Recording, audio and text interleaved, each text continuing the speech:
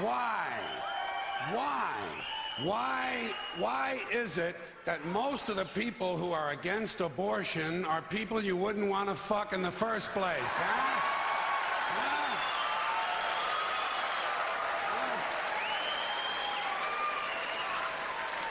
Boy, these conservatives are really something, aren't they? They're all in favor of the unborn. They will do anything for the unborn. But once you're born, you're on your own. Pro-life conservatives are obsessed with the fetus from conception to 9 months. After that, they don't want to know about you. They don't want to hear from you. No, nothing. No neonatal care, no daycare, no Head Start, no school lunch, no food stamps, no welfare, no nothing. If you're pre-born, you're fine. If you're preschool, you're fucked. You're fucked.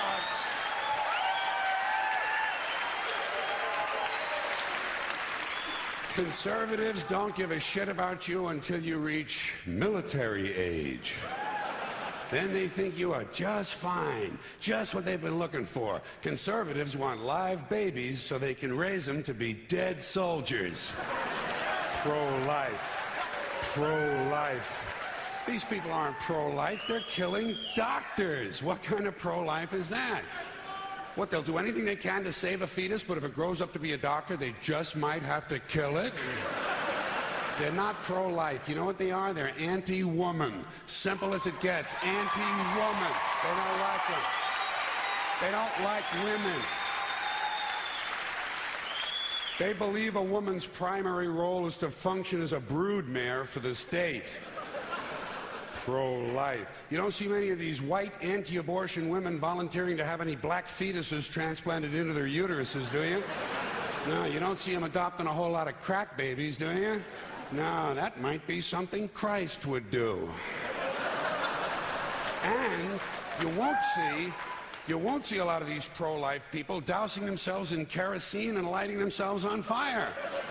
You know, morally committed religious people in South Vietnam knew how to stage a goddamn demonstration, didn't they? Huh?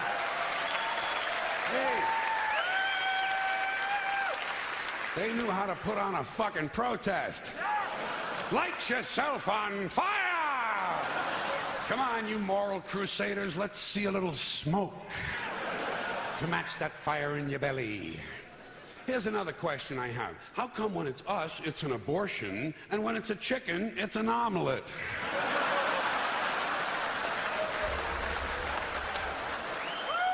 Wait.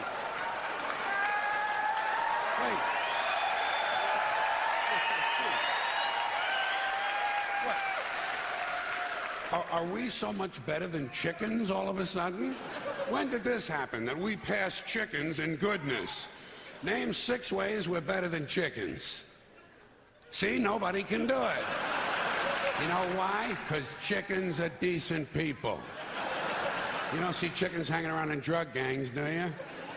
You don't see a chicken strapping some guy to a chair and hooking up his nuts to a car battery, do you? When's the last chicken you heard about came home from work and beat the shit out of his hen, huh? Doesn't happen. Because chickens are decent people.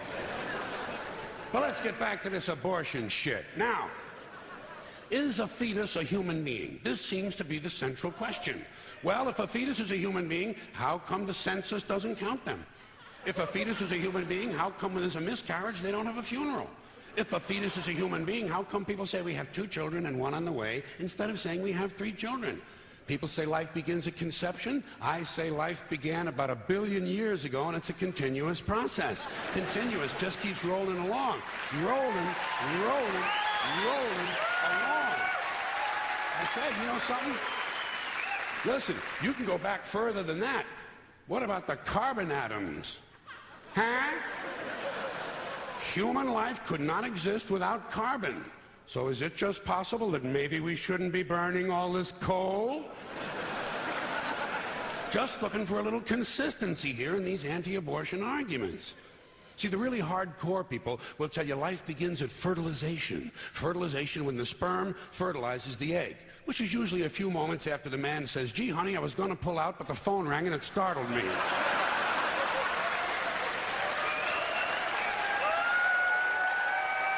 Fertilization. But even after the egg is fertilized, it's still 6 or 7 days before it reaches the uterus and pregnancy begins. And not every egg makes it that far. 80% of a woman's fertilized eggs are rinsed and flushed out of her body once a month during those delightful few days she has. They wind up on sanitary napkins, and yet they are fertilized eggs. So basically what these anti-abortion people are telling us is that any woman who's had more than one period is a serial killer. Consistency. Consistency. Hey, if they really want to get serious, what about all the sperm that are wasted when the state executes a condemned man and one of these pro-life guys who's watching comes in his pants, huh? Here's a guy standing over there with his jockey shorts full of little Vinnies and Debbies, and nobody's saying a word to that guy. Not every ejaculation deserves a name. Now, speaking of consistency, Catholics, which I was until I reached the age of reason,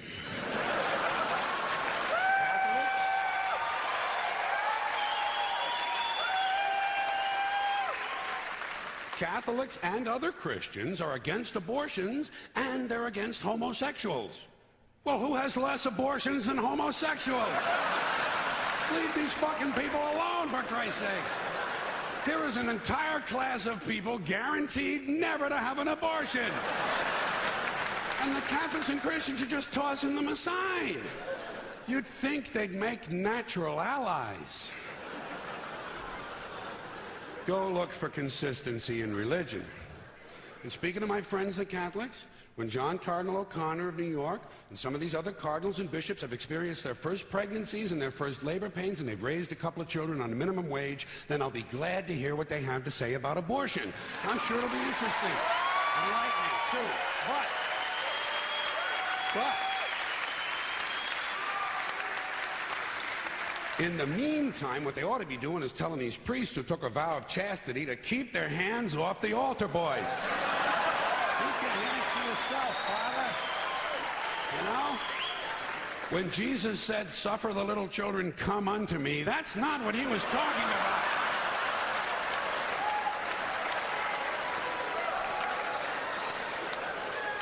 So you know what I tell these anti-abortion people? I say, hey, if you think a fetus is more important than a woman, try getting a fetus to wash the shit stains out of your underwear.